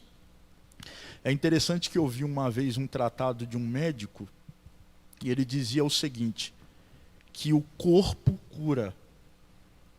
E ele dizia, quando você toma um remédio, o teu próprio corpo é que vai criar uma reação no teu organismo para curar a enfermidade. Então ele disse, o corpo cura. E a igreja é corpo. A igreja reunida, ela cura. A igreja reunida cura feridas, cura sentimentos, feridas sentimentais, ela cura nesse sentido. Então, se você observar, como o nosso pastor aqui colocou, Jesus frequentava a sinagoga. Ele frequentava a sinagoga. Tanto é que quando ele começa o ministério dele, ele entra em uma das sinagogas, pega o rolo do profeta Isaías, sim, lê, e diz, hoje se cumpre essa palavra sobre mim. E houve milagres em sinagogas quando Jesus estava no local da sinagoga. Então, pode ser comparado como uma igreja. Então, hoje nós temos o templo, que é para comportar melhor os irmãos estarem melhor, e juntos nós adorarmos o nome do Senhor. Então, nós não podemos ter essa ideia. Jesus não abriu uma igreja, ele formou uma igreja. Todas as vezes que Jesus estava falando dos seus sermões, os seus ensinamentos, o povo estava em grupo, ouvindo ele. A igreja ela é firmada na doutrina dos apóstolos, como a palavra fala. Então, quer dizer, quando os apóstolos começaram a pregar o evangelho, tão logo foi ganhando uma proporção muito grande, e eles identificaram uma necessidade de começar a instituir pessoas para cuidar de determinadas áreas, para que eles pudessem cuidar do ministério da palavra. Então, dali você percebe que existia essa necessidade, né? E eles escolheram homens cheios do Espírito Santo para que desempenhassem essas funções. Então, quer dizer, ali você já começa a ver a igreja se formando, né? Tinha igreja na casa da irmã Maria, né, mãe de Marcos, enfim. A gente vai ver que a igreja começou a se reunir em lugares, né? E hoje o que acontece é que, assim, devido à forma da nossa sociedade, entende-se que a igreja ela precisa ter um CNPJ, ela precisa ter um estatuto, ela precisa estar atendendo também às leis do país que ela está estabelecida. Então, não é que... eu acho que é nesse ponto que a gente precisa fazer uma observação. Né? Não existia isso lá atrás, porque não demandava essa necessidade. Hoje é diferente. Agora, a ideia é a mesma, é ajuntar, é o grupo, é o ajuntamento, Comunhão, é uma né? comunhão, uma participação. Essa ideia ela não muda. Você pode fazer dentro de uma gruta ou aqui dentro desse salão, mas a ideia ela não muda. Eu me pergunto muitas vezes, se igreja não fosse importante, por que o pessoal na Coreia do Norte, né, que é proibido, né, na Coreia do Norte, né, totalmente proibido, porque eles se reúnem no meio de cavernas, né, com um pedaço, com uma folha, com um pedaço de um texto, semana após semana, e ali eles adoram a Deus. Porque se isso não fosse importante, por que eles estão fazendo isso? Não é para nós pensarmos? Hoje a gente tem liberdade, parece que quando nós temos liberdade, a gente despreza aquilo que a gente... Isso assim, essas semanas passadas teve uma grande discussão no Facebook aí. A gente veio até no carro comentando, conversando disso. Que assim, algumas pessoas elas estão batendo na tecla que por conta da pandemia, tipo assim, você está indo no mercado, você está indo no hospital, você já pode ir para a igreja. E aí tem pessoas falando assim, não tem nada a ver uma coisa com a outra. Eu vou no mercado porque eu preciso me alimentar e eu vou no hospital porque eu preciso me cuidar. Então, uma coisa não tem nada a ver com a outra. E a gente conversando, eu falo assim, os dois estão certos e os dois estão errados. Os dois estão certos porque realmente a liberdade é de cada um fazer aquilo que entende que tem que fazer. Eu acho que essa ideia de você... Lembra uma vez que a gente falou assim, de vir para a igreja e falar, tá pago? Lembra da academia? A gente falou isso uma vez aqui. Tem gente que tem essa visão. Eu acho que quando você fala que a pessoa tem que ir, já que ela está fazendo outras coisas, ela tem que ir, eu acho que é essa pessoa que está falando, tá pago.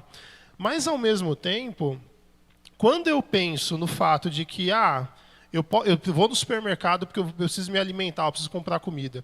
Eu vou no hospital porque eu preciso me tratar. Mas você não pensa que a igreja é a fonte de alimento espiritual como o supermercado te supre, ou a fonte de cura para o seu espírito como um hospital, você está colocando a igreja em segundo plano. E às vezes as pessoas elas vão buscar isso na internet. Você entendeu? Só que aí eu falo para você, se eu assistir o MasterChef, né? Fazer a propaganda aqui para a Band, eu vou matar minha fome? Não. Eu vou ver vários pratos bonitos. Esse contato aqui ele é importante, gente. Isso aqui ele tem um poder muito grande que a gente está aqui, esse encontro, esse envolvimento aqui. Isso aqui é fundamental.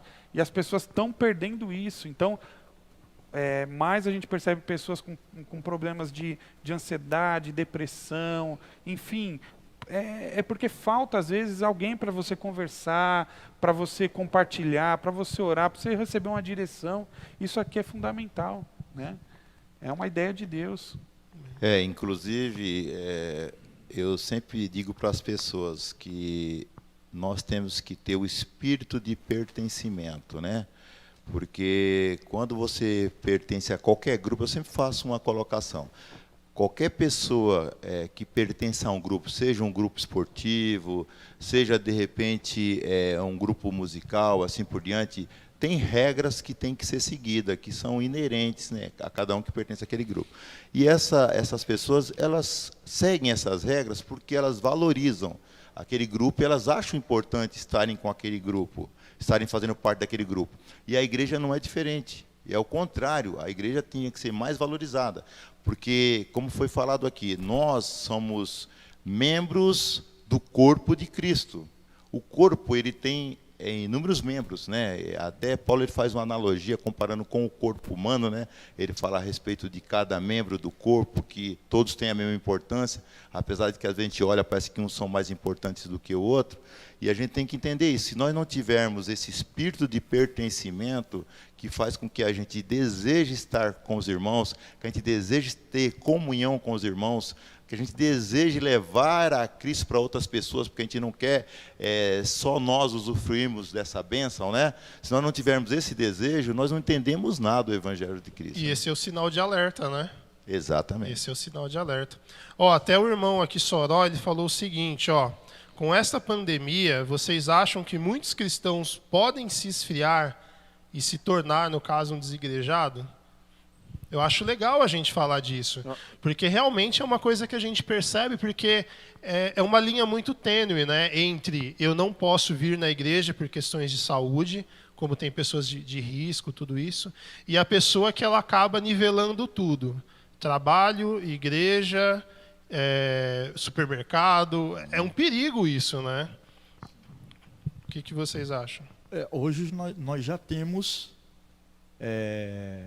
pessoas que não voltaram ainda para o templo. A pandemia já está quase indo embora, Deus o livre, daqui a pouco já está chegando outro, não é?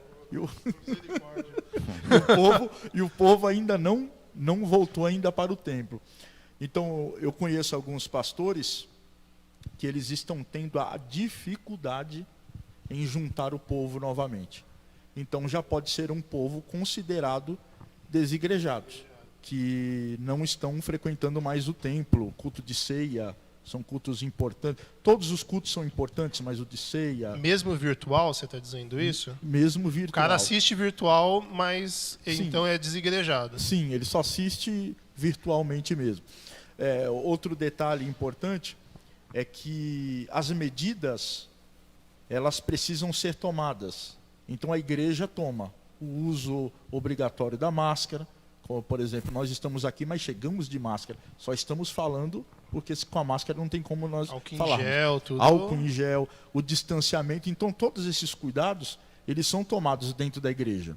Então, a pessoa acaba não vindo, a desculpa é que o medo de ser contaminado, o medo de alguma coisa assim. Mas, na realidade, já existe alguma coisa no seu interior que já tem afastado ele da comunhão da igreja, da casa do Senhor já. É profundo isso aí, viu? Você pensar que realmente, e é uma preocupação, eu particularmente, eu sou diácono na igreja e eu estou sempre correndo, o pastor até falando que eu não paro, mas eu não consigo parar. E você vê essas situações, a minha preocupação é essa, do fato, às vezes, da pessoa... Lógico, temos que separar pessoas e pessoas, né? Mas às vezes a pessoa está em casa, ela tem realmente condição de vir, mas ela usa esse argumento para ela não está usando esse argumento para a gente. Deus opera na vida dela, mas ela está usando esse argumento para ela não frequentar a comunhão, estou nem dizendo a igreja, a comunhão dos irmãos, e isso acaba enfraquecendo ela na fé. E é onde a gente começa a perceber pequenas coisinhas entrando, né? Como eu vi esses dias um vídeo, o irmão falando sobre a questão dos desigrejados, ele falou assim, olha, a pessoa não concordava muito com a doutrina da igreja, ela foi, abriu a dela e não celebra a Santa Ceia. Para ela não há necessidade de participar do corpo do sangue. Então, olha só onde começa a minar as coisas, né? E é um cuidado que a gente tem que ter, não só... a gente está falando aqui dos irmãos, né, que de repente não estão conseguindo ir para a igreja, mas até a gente, né, até eu aqui, diácono na igreja, os pastores, a gente tem que tomar esse cuidado para que isso não entre na gente e a gente comece a se afastar, né? E aí, meus irmãos, o que vocês acharam desses vídeos? Esses vídeos foram muito impactantes no ano passado, tenho certeza absoluta que falaram com você ainda. Então, como que foi para você? Isso refletiu em alguma coisa nova na sua vida? Porque nós esperamos que sim. E eu queria agradecer a sua presença, agradecer por esse mês de janeiro, mês de férias, né, fantástico que nós tivemos. E reforçar que semana que vem estaremos ao vivo a partir das 8 horas da noite, né, na nossa igreja Videira Viva. Estaremos ali com mais uma live, trazendo um assunto totalmente novo. Tenho certeza que vai abençoar a sua vida. Então que Deus abençoe sua vida, abençoe a sua semana, em nome do Senhor Jesus. Amém? Amém. Que Deus abençoe você, compartilhe essa live, porque ela não é só nossa, ela é da igreja Videira Viva. Deus abençoe. Glória a Deus.